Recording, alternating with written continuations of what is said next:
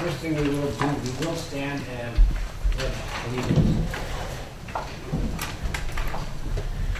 Pledge allegiance to the flag of the United States of America and to the republic for which it stands, one nation, under God, indivisible, with liberty and justice for all.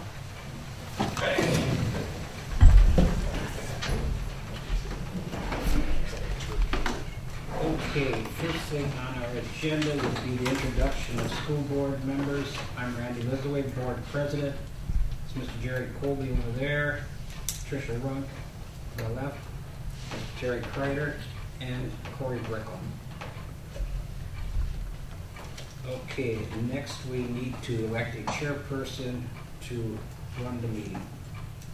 Mr. Chairperson, Mr. Lizway, I'd like to move that Randy Lizway be chairman for the meeting tonight. I'll second that. I have a first and a second, first from Mr. Roman and a second from Mr. Brickle. All in favor that Randy Lizway run the meeting tonight, say aye. Aye. Motion carries. Okay, next on our agenda would be reading of the minutes of the last annual meeting.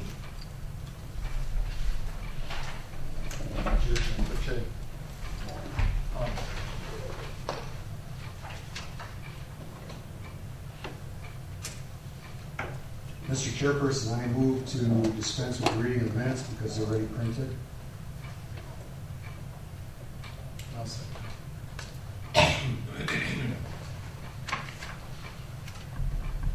Got a first from Mr. Roman and a second from Mr. Colby to dispense the reading of the minutes.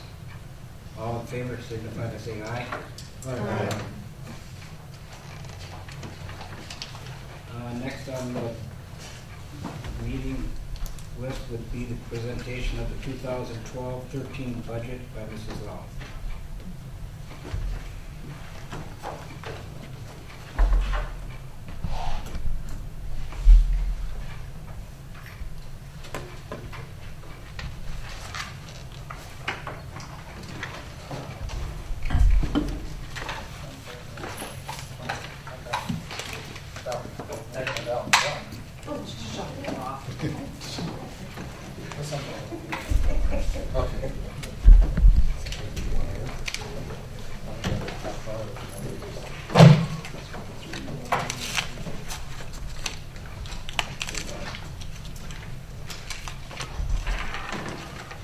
Does everyone have a copy of the annual meeting or the budget report? Anyone? There are copies available in front of the meeting.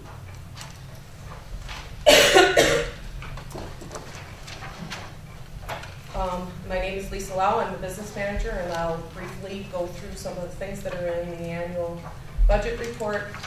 Obviously, there's more detail in here, but I wanted to briefly go over some of the important highlights for you. Starting with the state budget's effect on the revenue limits. Some of this is a repetition of last year, but revenue limits were implemented in 1993, and they control the amount of money that a school district can get from tax dollars, both from the state and from local taxpayers. The revenue limit is a calculation that utilizes last year's information as a starting point and typically provides a per pupil increase. Per pupil increase in the past has been anywhere between $190 and about $275. Last year, as you recall, there was legislation that cut the amount of the per pupil increase, so it was obviously a decrease, and Chilton's portion was about $516 cut per pupil. And for the 12-13 year, there is no per pupil increase. What they did provide, what the state did provide, was a per pupil adjustment aid, which effectively allows for $50 per pupil increase, but it is an aid and it is not part of the revenue calculation. For our purposes, we are not utilizing this aid because in, I believe, March, the board agreed to utilize fund balance to offset the tax levy, and so Chilton will be under levying for the 12-13 year. Just wanted to give you some understanding of what under levying means. It means that the district is opting to not levy to its maximum potential and allowed underneath the revenue limit formulas and what the state allows. There is no penalty for under levying as long as the district the next year, so for the 13-14 year, would levy to its maximum amount, and we also reduce our fund balance. So those two things have to occur, otherwise we would be penalized and our state aid would be reduced for the following year. There are two reasons why the board opted to under levy for the 12-13 year. First, we have a board policy that states that our fund balance will be between 20 and 25% of our expenditures for the year, and right now we're at about 30%. So the decision to utilize fund balance was to reduce our fund balance and also provide to reduce the impact, to soften the impact of the tax increase.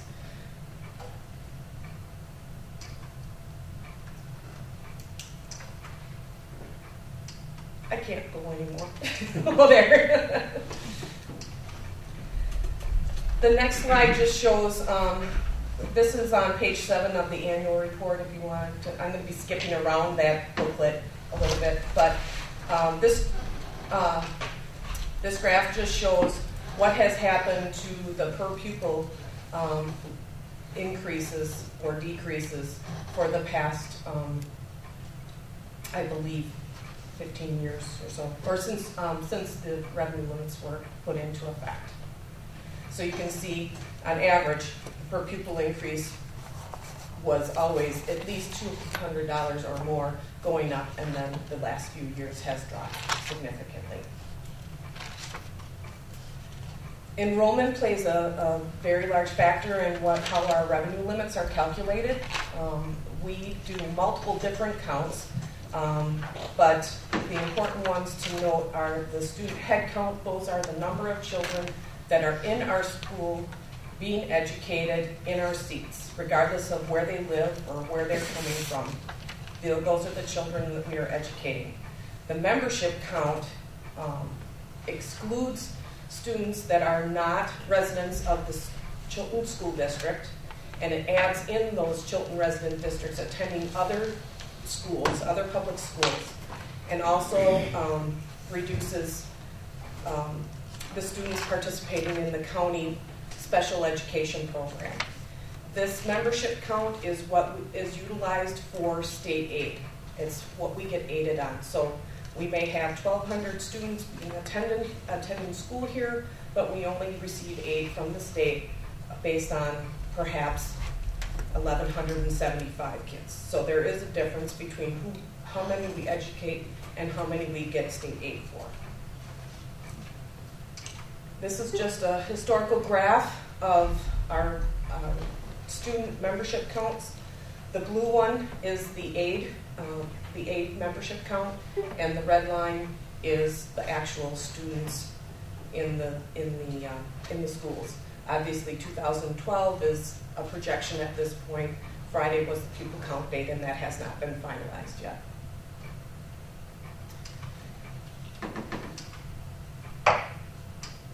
Some information on our student demographics. Approximately 90% of our students are white, non-Hispanic. The next category would be Hispanic, 7%, and then obviously going down. We also have about 14% of our population is classified as having a disability, and we have approximately 34% of our students qualifying for free or reduced price meals as per the federal guidelines. The free and reduced information is utilized for the title and grant monies that we receive for the school district. So as that rate increases, we become eligible for more grant dollars. Unfortunately, the federal government has been reducing the amount of money that they provide to those grants. So in effect, we have been getting less money. Mrs. Lau? Yes. Has that percentage changed over the last couple of years? Yes. This is going down, this is going up, this is going up, and this is going up. Would you say, Mrs. Lau, in the last 5 years that the free and reduced lunch account, on average, maybe has increased 5 to 7%? I would say at least, my recollection is probably more like 10%. My recollection is when I started here 9 years ago, it was like at 22 or 23%. So it has gone up significantly. And I think I know there was a large jump in perhaps 2008 or 9 when the recession really hit our community.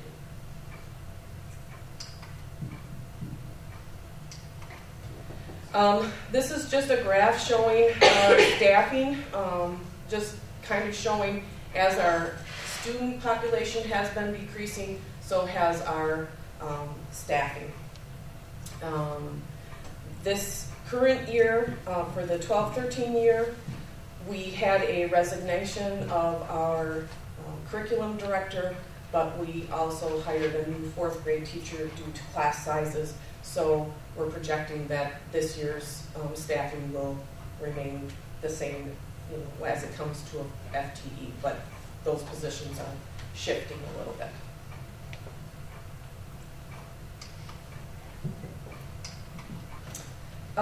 This graph shows this is on page 10 of your booklet. This graph shows the revenues for all of the funds that are being presented.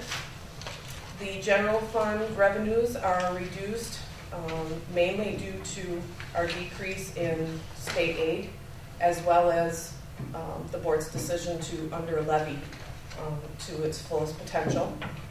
We also have seen reduction in our grants, both our federal grants for title dollars, as well as this is the final year for our PEP grant, which is the physical education program grant.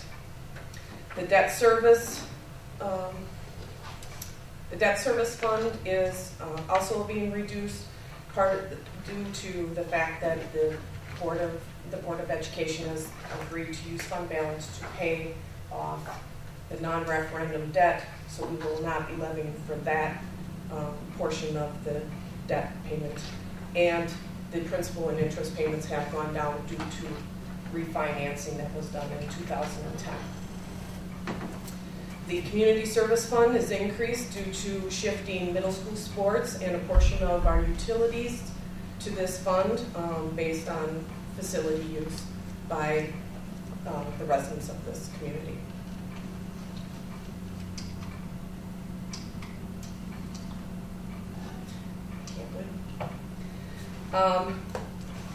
Just summarily, the total projected revenues for the general and special education funds, these are the major funds that deal with the education of our children, is projected to be $11.4 million, approximately $458,000 less than the previous year.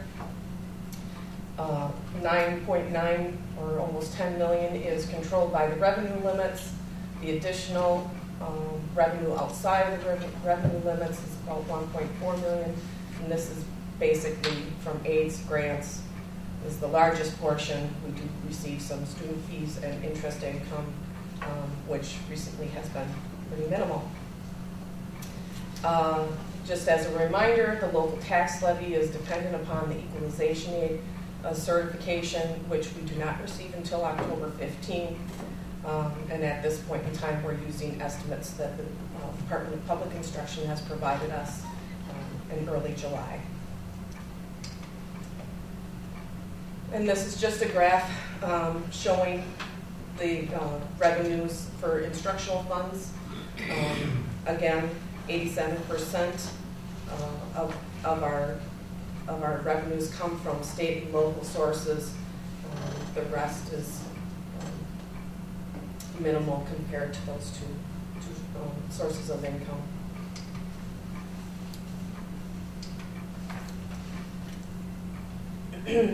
This information is just regarding the general fund, and it shows that the state portion of support is reduced down to 68% compared to 75% 5 years ago. So clearly we are getting less support from the state, and more of the support is having to come from our local taxpayers.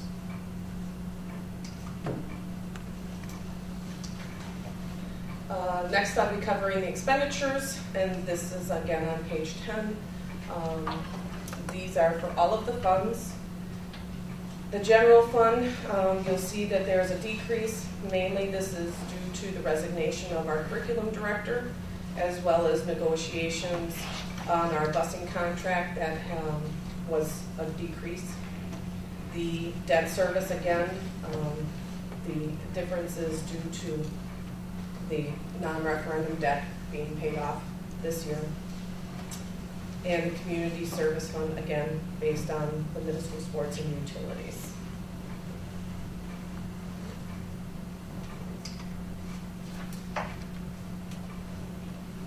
The reduction, we're projecting $11.5 million in expenditures. This is a decrease of about $275,000 due to budget reductions that were implemented. It does also reflect the addition of a 4th grade teacher and the reduction of the curriculum director, as I stated before. And our salaries and benefits for the instructional funds represents about 68% of the budgets. And then we have an additional 5% of services that we purchase from the CESA 7 for special education purposes. So about 73% of our budget for the instructional funds is from salaries and benefits.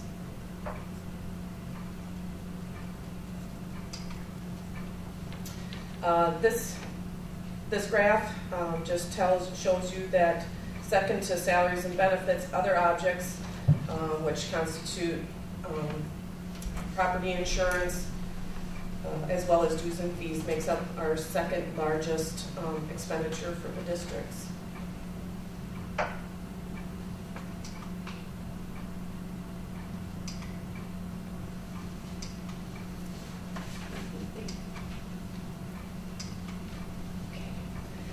On page 14, we have information regarding our costs. Those costs for educating our students in this district.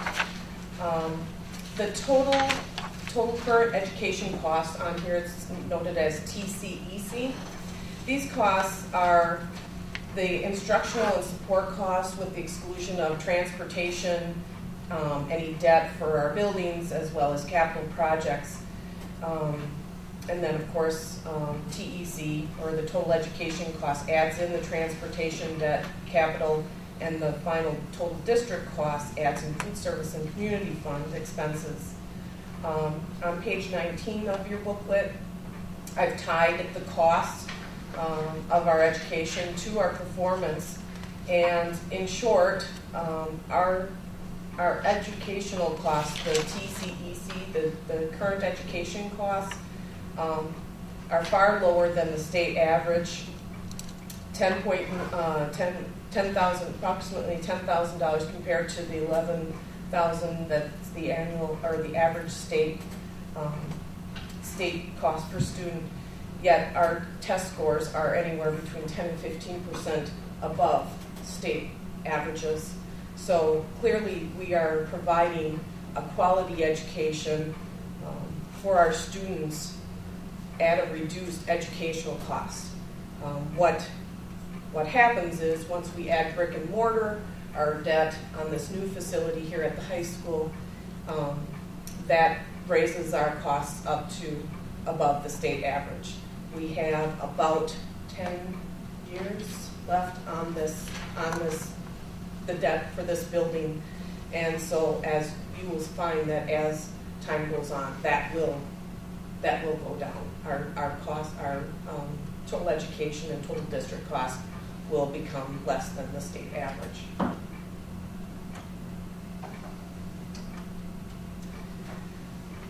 The tax levy that's being presented to you today is $5,499,687. This is an increase of about $260,000, or about 5%. The tax levy rate is based on the 0 increase on equalized property values. That information will be received until the middle of October. So if our tax, or if our equalized values increase, that mill rate will go down. Right now, the levy is being, or the mill rate is being projected at $11.52 per thousand on the taxpayer's home. Again, this is about a 54% increase, but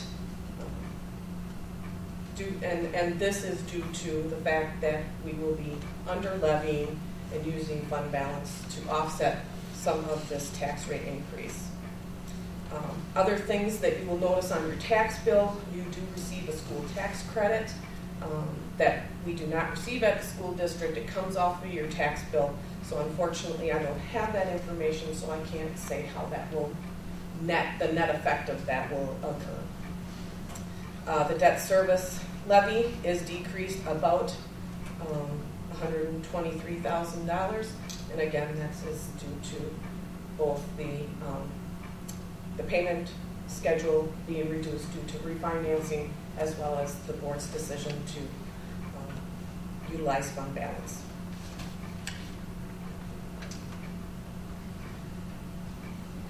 This graph just shows the property tax by fund and what is being presented to the community for approval. The levy will be finalized and certified at the October 22nd, 2012 board meeting.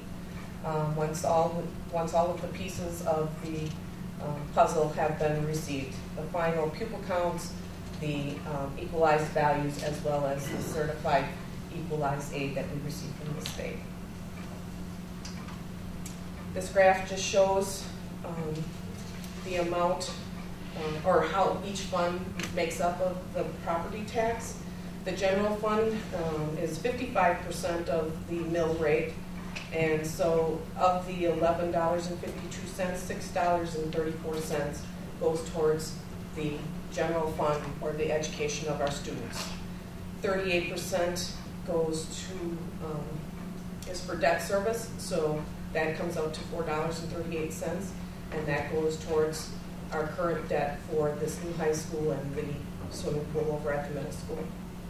The remaining 70 cents, or 7%, which is, computes to 80 cents, goes towards the maintenance and the community fund.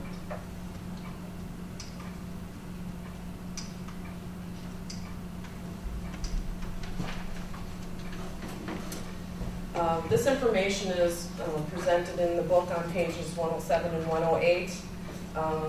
It just is, again, showing what the proposed mill rate will be per $1,000.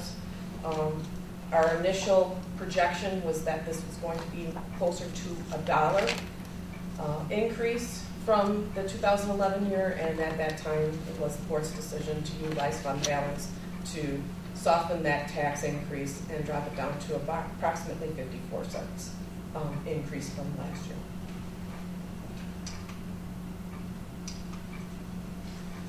This graph just shows historically how the mill rate has affected a $100,000 home. Again, we've seen a pretty sharp decline in our equalized values. And of course, when equalized values go down, the property tax increases. This just shows the distribution for all of the communities within our district. City of Chilton obviously making up the largest portion, and the others making up the rest. The City of Chilton making up almost half. This graph, these two graphs show the history of the district's property values over the past 10 years. As you can see, the first graph shows that from 2004 to 2008, our property values were gradually increasing. Come 2008, they started to drop or had increases of perhaps 1%, but for the most part, they had all been decreases.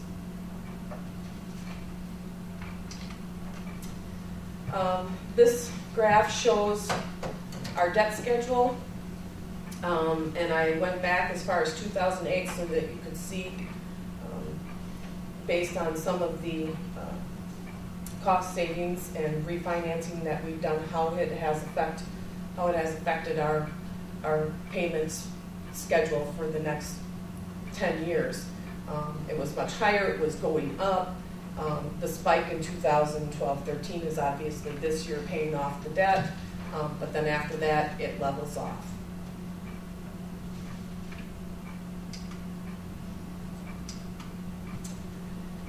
Then this is just a reminder of the adjustments. The certified aid values need to be applied. We'll get that in the beginning of October. We will get our final aid certification on October 15th, and then all of the revenue limit calculation will be recalculated based on enrollments and lease information, the other information, and then the final tax levy will be presented to the board on October 22nd. Are there any questions?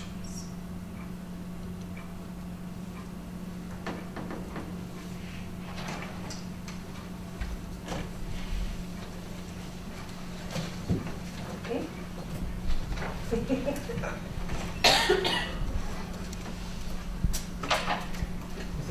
Lau.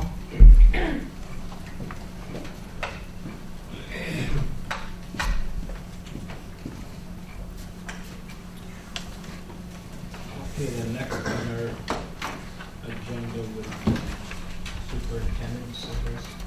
Just a few comments that I'd like to make to the community. I want to keep this very brief. I'll stay up and seated. We don't have a large audience here tonight, so I won't use the podium. I want to talk about three things. I want to talk about ownership of the budget. I want to talk about the process of the budget. And I want to talk about what lies ahead. We've just heard Mrs. Lau present the budget. This is not Mrs. Lau's budget. This is our budget as a school district community. And I feel that this budget, probably any more than any other budget that we have presented during my tenure here, really reflects the interests of the total school community. Not only the administration that works very hard to put together the report that you heard from Mrs. Lau tonight, but also the board working diligently to make sure that we are utilizing the resources that are provided to us by the local taxpayers in the most efficient way possible, and also by our staff members who this year agreed to a voluntary wage freeze as we were facing ever greater budget reductions, not only this year but into the future, and looking for ways to soften that impact and to potentially pass a referendum that the board was planning for in the November election. As most of you here are aware, that referendum has now been pulled back as a result of, again, administration and board and community working together to decide that we need to make better use of the fund balance that the board has at its disposal to soften that tax impact to our local taxpayers for this year and potentially for next year as well. But the board has also indicated that it may not be that they may not go out for a referendum in the near future. But we believe that by working together, staff and administration and board and community, we have reached what we believe to be a fair budget that we can present to our community and present, quite frankly, to our students in support of the education that they are hoping to receive here in the Chilton Public Schools. Back in February, you may recall, or actually last year it was in December, I presented to the board and to the community a number of budget reductions. And I've always phrased those conversations as community conversations. And I hope that as we go forward in future budget years, that we keep that framework in mind and alive, because we all own this budget. We all take responsibility for the resources that we want to provide to our students, and quite frankly, what we can afford to provide to our students. Those are two separate entities that can intermingle, but they can also remain very separate. What do we want for our students, and what can we afford for our students? And as we enter into these rather challenging fiscal times, we need to balance one against the other. So clearly I feel that this budget represents ownership by all of the entities involved in our school community. But I also like you to take a look at the process that's involved with this as well. And if you turn back in the budget booklet to page 3, Mrs. Lau has a summary timeline of how the budget is put together. Beginning in October, the administration begins budget discussions and discusses options to create a balanced budget for the following school year. So as soon as the levy is certified at the October board meeting, and we pass the budget for the current school year that we are in, we will simultaneously begin planning for the upcoming school year, the 13-14 school year. And you can see January, February, throughout the year, we are focusing on budget. We are engaging those community stakeholders, board, staff, and community, so that we all have ownership not only in the budget, but in the process as well. We have tried over the last several years to make this process as transparent as possible to our community. That's why we're having this presentation taped this evening. That's why you see a much more comprehensive booklet that describes the budget in greater detail and can be used as a resource to go back to if people have questions about what are the funds, what does that mean, what are these definitions. We talk in very educational jargon. What is that? All of that information, along with student achievement data, district goals, is all in this comprehensive document. So I hope that you understand that this is a very encompassing process that takes up a great amount of time and energy, but clearly is well worth it because it is part of our fulfilling our mission for meeting the achievement of our students. Now what lies ahead? There are a couple of things from a programmatic standpoint and then from a budgeting standpoint that I just briefly would like to touch on. In the beginning of September, State Superintendent Tony Evers released what he is calling his Agenda 2017. And the goals at the state level that the state superintendent is proposing are to further increase Wisconsin's graduation rate from 85.7% to 92%, to increase career and college readiness from 32% to 67%, to close graduation and career and college readiness gaps by 50%, to increase the percentage of students scoring proficient in 3rd grade reading and 8th grade mathematics, and to adopt an updated version of the fair funding for our future plan to make school finance more equitable and transparent. Those are the initiatives that are happening at the state level. And then they, of course, translate into initiatives that we at the school district level have to carry forward. What I have up for you on the overhead on the screen right now are the major shifts in education that we are facing as an educational community. The Common Core State Standards, you've heard that language, you've heard us talk about that. That initiative began in 2010. And we are currently in the 12-13 school year beginning to teach to those state standards this year. The Accountability Reform, you've heard ESEA, Elementary, Secondary, and Education Act, has not been reauthorized. So the state of Wisconsin has requested a waiver from that legislation. And as a result, there's more accountability pieces now that the state and therefore the school districts are responsible for. One is the Smarter Balanced Assessment System, which will be put in place in the 2014-15 school year. That assessment system will assess the Common Core State Standards. That is why we've been working diligently to implement those standards in our school district so that we teach to them for these 2 school years, so that by the 14-15 school year, our students have had that those standards and that curriculum so that they can demonstrate their proficiency on this assessment. There's also a new educator effectiveness piece that's coming to our attention that discusses how we evaluate not only teachers but principals as well, and how we take into account the assessment and the achievement of our students into that evaluation. And we're also putting all of this data together as a new student information data system that all districts will be expected to comply with, and that we are working hard to get our data in line so that we can convert when that system is put into place. The next slide then gives you an indication of the timelines that have been laid out for school districts in order to accomplish those major shifts in education. And these are major shifts. These are huge changes in the way we have conducted and done business. So it's an aggressive timeline. It's one that we are following very carefully.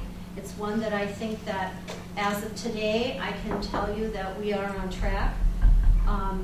But I've used this analogy before. If you are a small school district or you are a large school district, it doesn't matter the number of people resources that you have. The expectation is that you implement these initiatives in your community. So the analogy being, if you're a parent of 2 children or 20 children, doesn't matter. You still need to go to the grocery store. You still need to put a roof over their head. You still need to buy clothing for them. Sometimes there are not economies of scale. How are we going to accomplish and get all of this work done? We are going to rely on the development of teacher leaders in our school district, and I know that they are very capable of helping the administration accomplish this ambitious timeline. And we're also going to rely upon the resources of outside experts that we have in the past relied upon, and I'm talking specifically about CISAs that provide expert resources to school districts, and we contract for those services. So I'm very confident that we're going to continue to meet this timeline and move these initiatives forward in our school district. So that's from a programmatic standpoint, what lies ahead and what is on the agenda and what is on our plates as educators and as a school community. But from a budgeting perspective, the board has also discussed taking a change in that path as well. You know, for the last several years, I have come in front of the community, engaging the community in those community conversations about budget reductions. And over the last 5 years, we've cut over $1 million in our operating budget. That is a significant amount of work in order for us to continue to present balanced budgets to this community.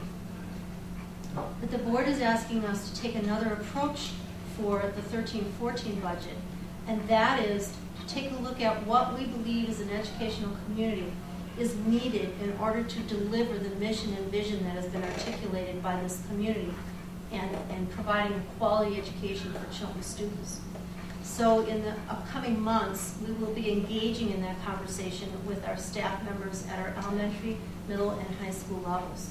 And the administration will take that input, shape it, fashion it, and present that to the board and to the community in approximately January or February.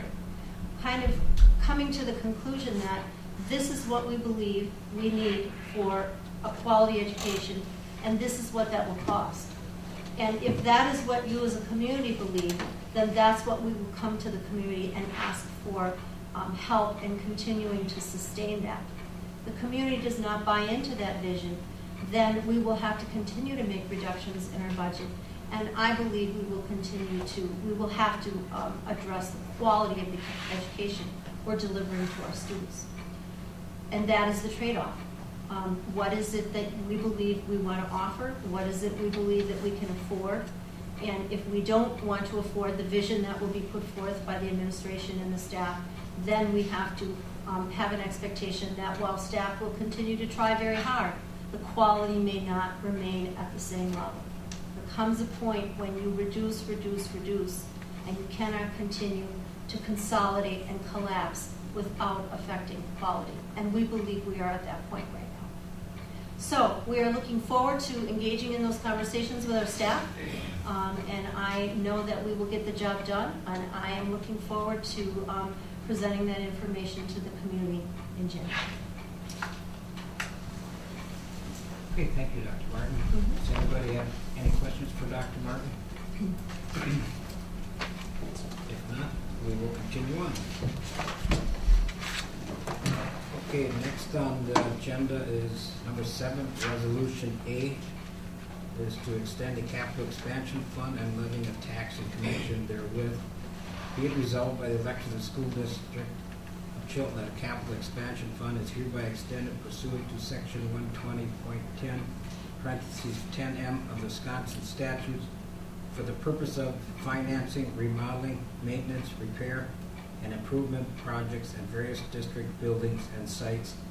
And be it further resolved that a tax in the amount of $224,567 be levied for the 2012-2013 school year to be deposited in the capital expansion fund and to be used only for the purposes specified above. And this would require a motion. Mr. Chairman, so moved. Second. Got a first from Mr. Apple and a second from Mr. Kreider.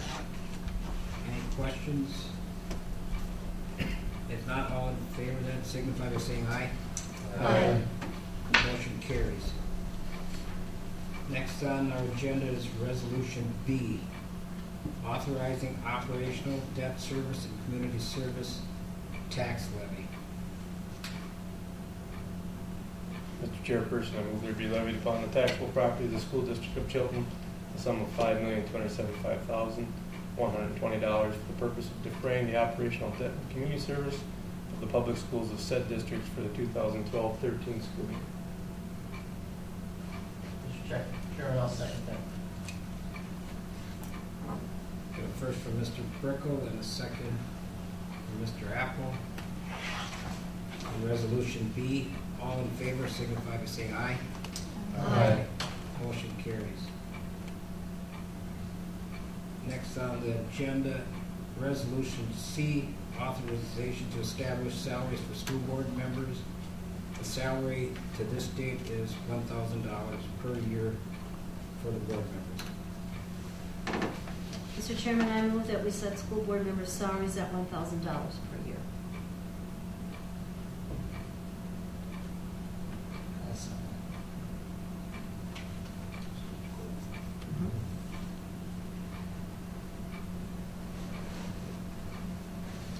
We got first from Dr. Martin, a second from Mr. Colby to authorize established salaries for school board members at $1,000. Do you have any questions on the resolution? If not, all in favor then signify by saying aye. Aye. Motion carries. Next on the agenda, Resolution D, authorization to provide reimbursement of expense for school board members. Mr. Chairperson, I move to approve reasonable expenses for board activities, including conference fees, mileage, meals, and lodgings, as was done last year. I second that.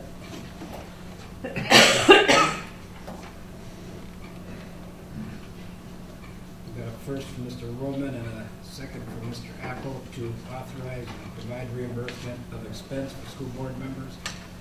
Any questions? If not, all in favor then signify by saying aye. Aye. Motion carries. Next, number 11, Resolution E, authorization to retain legal counsel. Mr. Lisway will ask to approve the authorization between the legal counsel and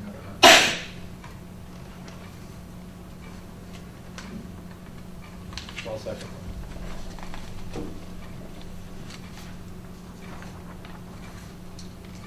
We've got a first from Mr. Colby and a second from Mr. Brickle to authorize and retain our legal counsel. Do we have any questions? If not, all in favor then signify by saying aye. Aye. Motion carries. Number 12, Resolution F, authorization for the school board to purchase, operate, and maintain transportation vehicles and to purchase liability insurance for such vehicles and to finance contracts for the use and services of such vehicles. Mr. Chairman, I so move. Second. First from Mr. Apple, second from Mrs. Ross.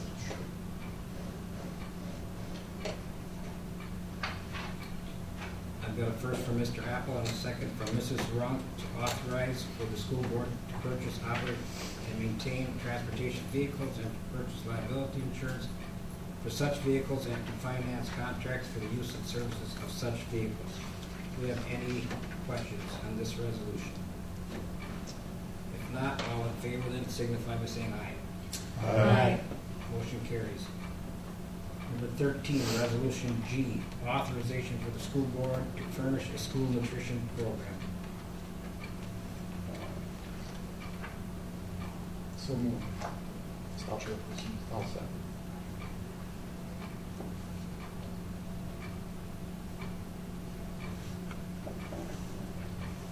Got a first from Mr. Kreider and a second from Mr. Prickle to authorization for the school board to furnish a school nutrition program.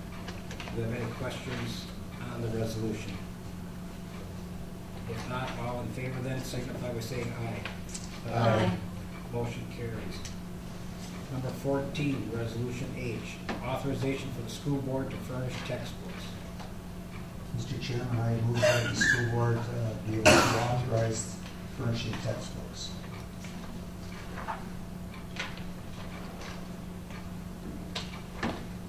Got a first from Mr. Roman and a second from Mrs. Runk for authorization for the school board to furnish textbooks.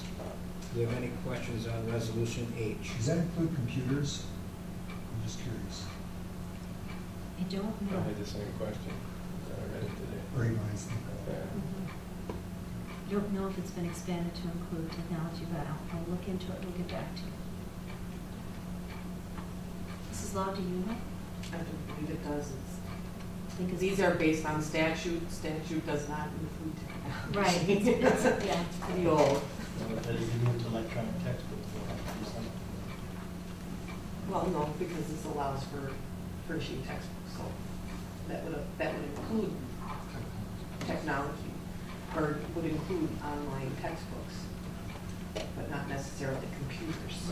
Right. Is that what your question was? That was my question. Like a computer, not an online text? Okay.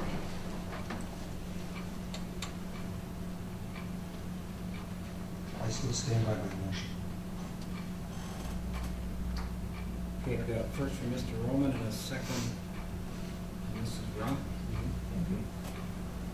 Resolution I to authorize the school board. H. And H, sorry. Authorization for the school board to furnish textbooks. Do we have any questions? If not, all in favor then signify by saying aye. Aye. Motion carries. Number 15, Resolution I, to authorize the school board to make temporary loans for current operation according to statutory requirements. Mr. Chairperson, so moved. Second.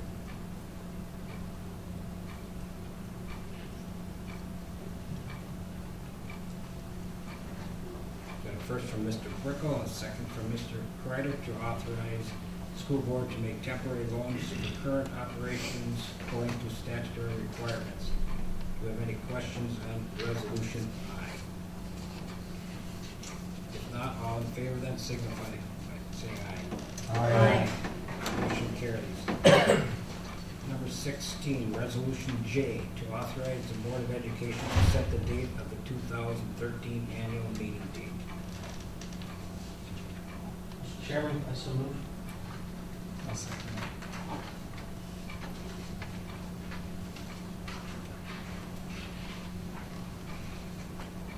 Got a first from Mr. Apple and a second from Mr. Colby to authorize the Board of Education to set the date of the 2013 annual meeting date. Does anybody have any questions on Resolution J? All in favor then, signify by saying aye. Aye. Motion carries. I now would need a motion to adjourn. Motion adjourned.